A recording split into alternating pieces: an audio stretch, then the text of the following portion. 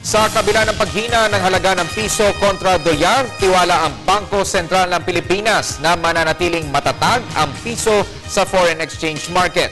Paglilinaw pa ng BSP, patuloy ang paglago ng ekonomiya ng bansa. Ang detalye sa report ni Dennis Cortez. Kumpiyansa ang Bangko Sentral ng Pilipinas na mananatiling matatag ang piso sa foreign exchange market. Ito sa kabila ng pagbagsak ng halaga ng piso kontra dolyar.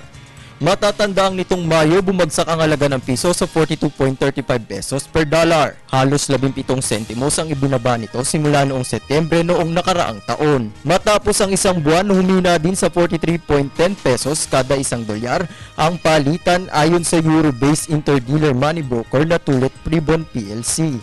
Ayon sa ilang ekonomista, dulot ito ng pagbawi ng ekonomiya ng Amerika.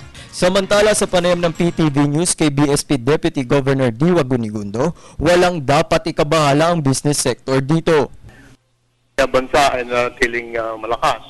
Yung pong ating GDP umakit ng 7.8, pababa ang ating inflation, yung pong ating balance of payments ay natiling positive. Tiwala rin ng BSP na makakabawi ang piso matapos ang 12-month low na record dahil sa bagong mga investments. Samantala, nananatili din na matatag ang sektor ng pananalapi sa bansa dahil sa patuloy na pagmamonitor ng BSP at monetary policy ng pamahalaan. Inaasahan natin na broadly patuloy na magiging matatag ang palitan ng piso laban sa dolyar.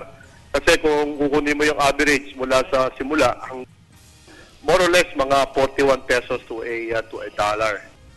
Kaugnay nitong nakaraang taon, kinilala ang piso bilang second best performing currency sa Asia Pacific.